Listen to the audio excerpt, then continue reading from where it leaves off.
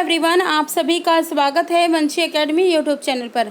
आप सभी के लिए लेके आई हूँ मैं टीजीटी सोशल साइंस का प्रैक्टिस सेट नंबर 6। इससे पहले के जो 5 प्रैक्टिस सेट है वो आपको चैनल पर मिल जाएंगे। सोशल साइंस नाम से प्लेलिस्ट मिलेगी, वहाँ आपको पाँचों प्रैक्टिस सेट जो है देखने को मिलेंगे। इस वीडियो के डिस्क्रिप्शन में भी मैं पाँचों जो हैं प्रैक्टिस सेट का लिंक प्रोवाइड कर दूँगी। शुरू करते हैं। हमारा इस वीडियो का पहला प्रश्न है, भारतीय मुद्रा में 1 रुपये का नोट जारी किया जाता है। ये आपको बताना, ठीक है। भारतीय मुद्रा में 1 रुपये का नोट जारी किया जाता है। ऑप्शन ए आ जाएगा रिजर्व बैंक ऑफ इंडिया के गवर्नर के हस्ताक्षर पर। बी है आपका भारत के राष्ट्रपति के हस्ताक्षर पर। सी है भारत सरकार के वित्त मंत्रालय के वित्त सचिव के हस्ताक्षर पर। डी इनमें से कोई नहीं। तो देखिए, भारतीय मुद्रा में जो 1 रुपये का नोट है वो जारी किया जाता है भारत सरकार के वित्त मंत्रालय के वित्त सचिव के हस्ताक्षर पर। सी आपका सही उत्तर हो जाएगा। दूसरा प्रश्न है, निम्नलिखित में से कौन सा एक मौद्रिक नीति का उद्देश्य नहीं है? ए मूल्य स्थिरता, बी आर्थिक स्थायित्व, सी आय एवं परिसंपत्तियों का सामयिक वितरण, विदेशी विनिमय दर स्थिरता। ठीक है, ये चारों में से आपको सही उत्तर बताना है। इन चारों में से मौद्रिक नीति का उद्देश्य नहीं है। देखो, ए बी सी तीनों ही मौद्रिक नीति के उद्देश्य होते हैं, लेकिन विदेशी विनिमय दर स्थिरता जो है इसका उद्देश्य नहीं होता है। तीसरा प्रश्न है, वित्त आयोग का गठन किया जाता है, यह आपको बताना है। ऑप्शन ए है 5 वर्ष की अवधि के लिए, बी है 4 वर्ष की अवधि के लिए, सी है 6 वर्ष की अवधि के लिए, डी है आपका 2 वर्ष की अवधि के लिए। देखिए, वित्त आयोग का जो गठन किया जाता है वो किया जाता है, सभी को पता है, इम्पोर्टेंट प्रश्न है, 5 वर्ष की अवधि के लिए।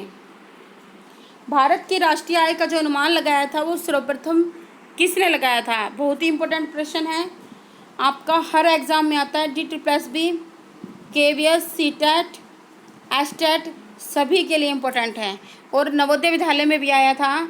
भारतीय राष्ट्रीय का जो आय का अनुमान सर्वप्रथम लगाया था, ए दादा भाई नौरोजी, बी PC महालनोबिस, सी KN रास, डी इनमें से कोई नहीं है। तो दादा भाई नौरोजी जो है इसका सही उत्तर हो जाएगा, ए आपका सही उत्तर हो जाएगा। आप भी जो अपना स्कोर शेयर कीजिएगा, उत्तर देने की कोशिश कीजिएगा, ठीक है। इस वीडियो में मैंने 25 प्रश्न लिए, इससे पहले मैं 15 प्रश्न लिया करती थी, लेकिन मेरे पास कमेंट आए ज़्यादा प्रश्न लेने के लिए, तो अभी 25 है। धीरे धीरे मैं बढ़ाती रहूँगी, नंबर ऑफ़ क्वेश्चन जो हैं इंक्रीज़ करती रहूँगी। आप चैनल को सब्सक्राइब कर लीजिए, आपका ही फ़ायदा होने वाला है। किसी देश की आर्थिक समृद्धि का सबसे उपयुक्त मापदंड है? ए आ जाएगा प्रति व्यक्ति वास्तविक आय, बी है सकल घरेलू उत्पाद GDP, सी है निवल घरेलू उत्पाद, डी है निवल राष्ट्रीय उत्पाद यानी कि NNP, जो आपका पी आ जाएगा ये NGP। ठीक है, अभी देख लेते हैं। तो किसी जो देश के आर्थिक समृद्धि का जो सबसे उपयुक्त मापदंड है वो आपका ए सही उत्तर हो जाएगा, प्रति व्यक्ति वास्तविक आय। आप सभी कमेंट करके बताना कि प्रति व्यक्ति वास्तविक आय का कैसे निकाली जाती है। ठीक है, 10th क्लास की इकोनॉमिक्स का चैप्टर है, शायद फर्स्ट ही चैप्टर उसी में ही है। हाल के वर्षों में भारत की राष्ट्रीय आय में सबसे अधिक योगदान करने वाला है। तो भारत की जो राष्ट्रीय आय में सबसे अधिक योगदान कौन करता है या कौन सा क्षेत्र करता है, ऐसे भी आ जाता है। ये ना देकर आपको प्राथमिक क्षेत्र, द्वितीयक, तृतीय ये ऐसा आ जाएगा, लेकिन अभी जो इन्होंने नाम दे रखे हैं, कृषि क्षेत्र, बी औद्योगिक क्षेत्र, सी बैंकिंग तथा बीमा क्षेत्र, डी परिवहन व्यापार एवं संचार क्षेत्र। देखिए, जो भारत की जो अगर बात करें हाल के ही वर्षों की बात करें तो राष्ट्रीय आय में सबसे अधिक जो योगदान दिया है वो है तृतीय क्षेत्र, यानी कि तीसरा जो क्षेत्र है, जिसमें आ जाएगा परिवहन सेवा व्यापार संचार, यानी कि सेवा क्षेत्र इसको बोलते हैं। ये डी सही उत्तर हो जाएगा। तो ये भी प्रश्न आपका बहुत बार एग्जाम में आता है, वेरी इंपॉर्टेंट क्वेश्चन है। राष्ट्रीय आय का अनुमान लगाने वाली संस्था है। जो भी प्रश्न ऐसा होगा जो बहुत सारे एग्जामों में आया होगा तो मैं बता दूंगी। राष्ट्रीय आय का अनुमान लगाने वाली संस्था जो राष्ट्रीय आय का अनुमान लगाती हैं, एक केंद्रीय सांख्यिकी संगठन, बी योजना आयोग, सी वित्त आयोग, डी इनमें से कोई नहीं। देखिए, ज़्यादातर बच्चे वित्त आयोग इसका उत्तर लगाते हैं, जो कि गलत है। राष्ट्रीय आय का जो अनुमान लगाने वाली संस्था है वो आ जाएगी आपकी ए केंद्रीय सांख्यिकी संगठन। इम्पोर्टेंट प्रश्न है, हिंद महासागर में सबसे बड़ा द्वीप आपको बताना है। देखो हिंद महासागर का जो सबसे बड़ा द्वीप है और एक तरह से मैं बोलूँ विश्व का चौथा बड़ा द्वीप है, ये भी मैं बता देती हूँ। चौथा बड़ा द्वीप है और हिंद महासागर का सबसे बड़ा द्वीप है। ठीक है, तो ऑप्शन ए है मेडागास्कर, बी सुमात्रा, सी मालदीव, डी लक्षद्वीप। तो हिंद महासागर का जो सबसे बड़ा द्वीप है वो है, उत्तर दीजिएगा ए मेडागास्कर। देखिए अगर बात आती है विश्व का सबसे बड़ा द्वीप तो आ जाएगा ग्रीनलैंड। ठीक है, अगर इन्होंने पूछा हिंद महासागर का बड़ा द्वीप तो आ जाएगा मेडागास्कर। भाई ये प्रश्न आपका जितना कहूँ उतना ही इम्पोर्टेंट, ये तो आता ही है एग्ज़ाम में। भारतीय रिजर्व बैंक की स्थापना कब हुई? बहुत सारे आपने एग्ज़ाम दिए होंगे, ये प्रश्न आपने देखा भी होगा। ज़रूर कमेंट करके मुझे बताइए कि आपको प्रश्न कैसे लगे। तो ये है आपका 1 अप्रैल 1935, बी 1 अप्रैल 1948, सी 5 अप्रैल 1935, डी 15 अप्रैल 1935। देखिए जो भारतीय रिजर्व बैंक की स्थापना की बात आती है तो इसकी स्थापना हुई थी 1 अप्रैल 1935 को। भारतीय रिजर्व बैंक की स्थापना हुई थी, भारतीय रिजर्व बैंक की स्थापना हुई थी 1 अप्रैल 1935। आगे, निम्नलिखित में से जिस वेद की रचना गद्य एवं पद्य दोनों में की गई, निम्नलिखित में से किस वेद की रचना जो है गद्य एवं पद्य दोनों में की गई है आपको बताना है। देखिए ए ऋग्वेद, बी सामवेद, सी यजुर्वेद, डी अथर्ववेद। देखिए अगर बात करें गद्य और पद्य की तो जो आ जाएगा आपका यजुर्वेद, सी आ जाएगा। अगर बात आती है सबसे पुराना वेद है वो आ जाएगा अथर्ववेद। ठीक है, आगे देखते हैं। 11वां क्वेश्चन है, असहयोग आंदोलन का प्रारंभ किसके प्रत्युत्तर में हुआ था? इम्पोर्टेंट प्रश्न है। ए रोलेट एक्ट, जलियांवाला बाग हत्याकांड, सी खिलाफत आंदोलन, डी ये सभी। यूपी पीजीटी में आया था ये। असहयोग आंदोलन का प्रारंभ जो है किसके प्रत्युत्तर में हुआ था? देखो रोलेट एक्ट, जलियांवाला बाग हत्याकांड, खिलाफत आंदोलन साथ ही साथ हुए थे एक तरह से ये। तो ये चारों ही है, ये तीनों ही इसका सही उत्तर हो जाएगा, ये सभी। आगे 12वां प्रश्न है, सूची 1 को सूची 2 से मिलाते हुए उपयुक्त उत्तर का चयन कीजिए। देखिए ये सूची 1 है और इधर सूची बी है या 2 है। तो ये जो है यहाँ पे किताबें दी गई हैं, उनके ग्रंथ दिए गए हैं, यहाँ पे उनके ऑथर्स के नाम दिए गए हैं। तो इनको मैच करना है कि कौन सा सही मैच हो जाएगा। देखिए मैं यही आपको बता देती हूँ,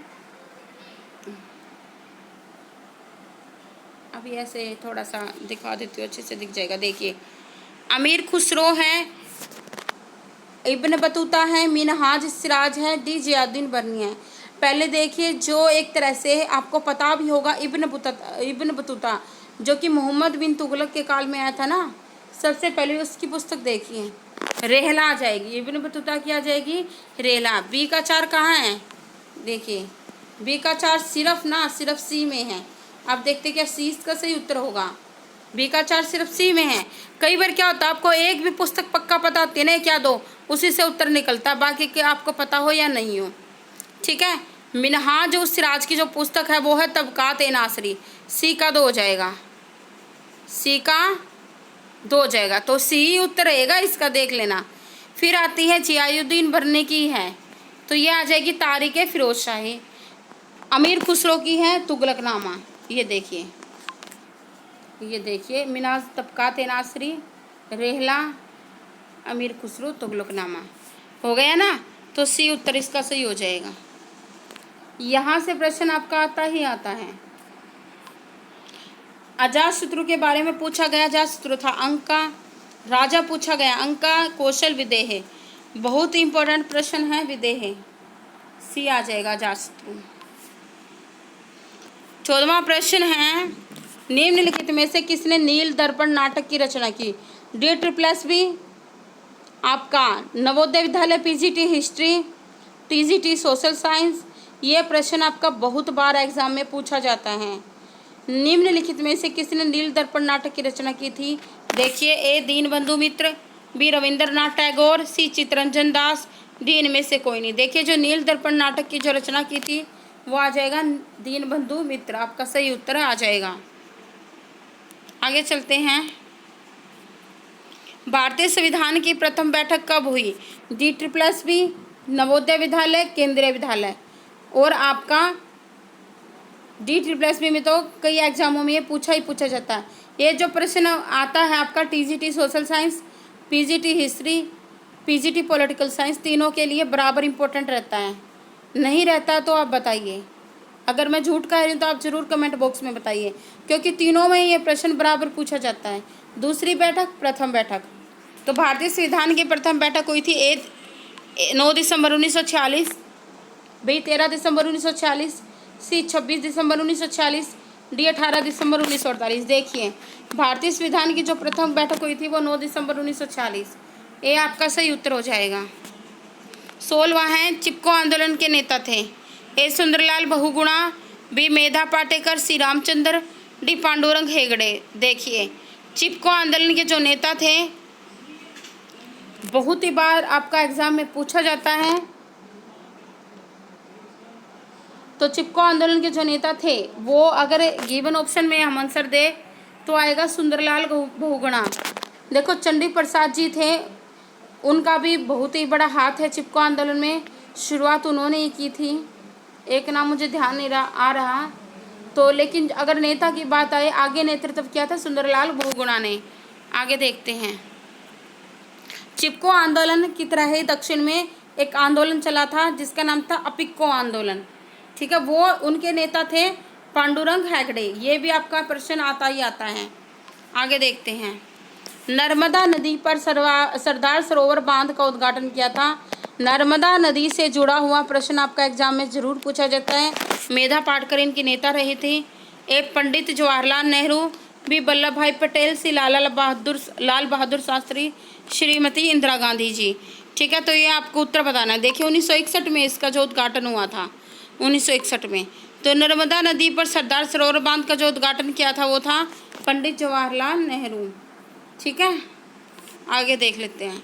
सिंधु सभ्यता में गोदीवाड़ा के साक्ष्य या डाकयार्ड भी मिलता है। डाकयार्ड या गोदीवाड़ा के साक्ष्य मिले हैं। लोथल से बंदरगाह थी इनकी, लोथल, कालीबंगा है, Mohenjo-daro, Rakhigarhi. Indus valley civilisation से प्रश्न आपके पूछे ही जाते हैं। ठीक है, अगर बात करें NCERT से 2350 से 1750 तक, BC तक इनका टाइम पीरियड रहा है इंडस वैली सिविलाइजेशन का।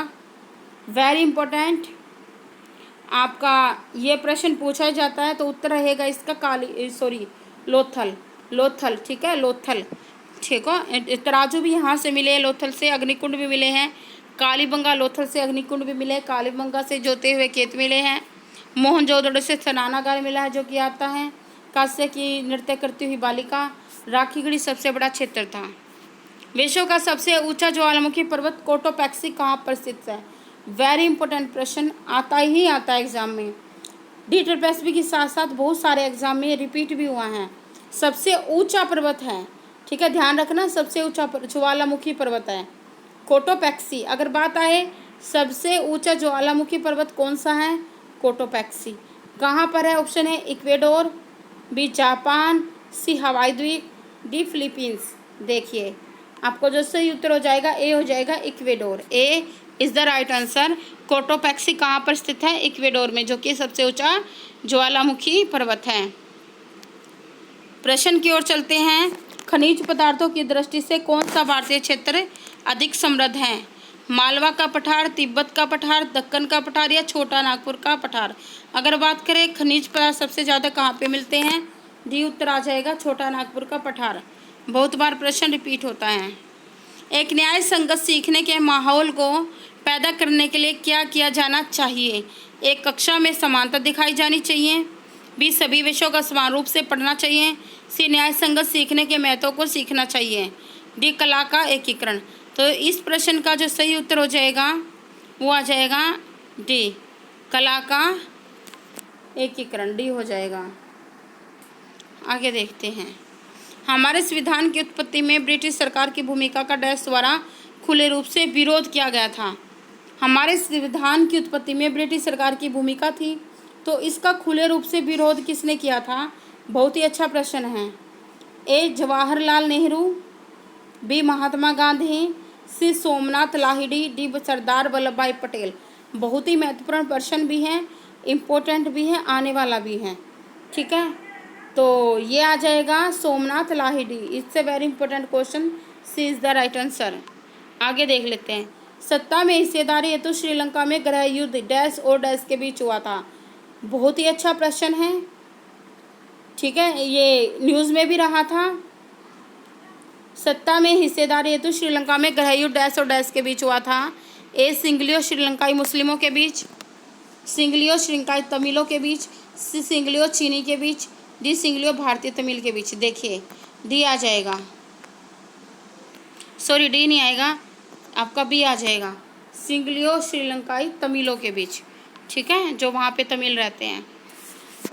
24वां है, निम्नलिखित में से उस विकल्प का चयन कीजिए जो कृषि आधारित उद्योग नहीं है। रेशम उद्योग, कपास उद्योग, खाद्य तेल उद्योग। तीनों ही कृषि आधारित उद्योग हैं। तीनों ही का जो रॉ मटेरियल है वो कृषि से ही, एग्रीकल्चर से ही मिलता है। ठीक है, रेशम कपास उद्योग, लेकिन जो लोहा इस्पात उद्योग है वो कृषि आधारित उद्योग नहीं है। डी हो जाएगा उत्तर। भारत में चक्रवात प्रभावित राज्य की पहचान करें। DSSS में भी आया है, आपका बहुत सारे एग्जाम में पूछा गया है, 2 बार मैंने भी ले लिया है प्रश्न। भारत में चक्रवात प्रभावित राज्य की पहचान है। ए ओडिशा, केरल, तमिलनाडु, आंध्र प्रदेश। तो देखिए भारत में चक्रवात जो प्रभावित, सबसे ज़्यादा प्रभावित अगर राज्य की बात करें ओडिशा, ऐसा ही उत्तर हो जाएगा। तो ऐसे ही आप मेरे साथ बने रहे, ज्वाइन कीजिए, चैनल को सब्सक्राइब कीजिए, बेल आइकन दबा दीजिए। देखिए अगर आप साथ देते रहे, मोटिवेट करते रहे तो नंबर ऑफ क्वेश्चन भी इंक्रीज़ करेंगे, अच्छे प्रश्न भी लेके आएंगे, आपकी तैयारी में मदद भी करेंगे। ठीक है, धन्यवाद स्टूडेंट्स। सब्सक्राइब जरूर कर लीजिएगा चैनल को।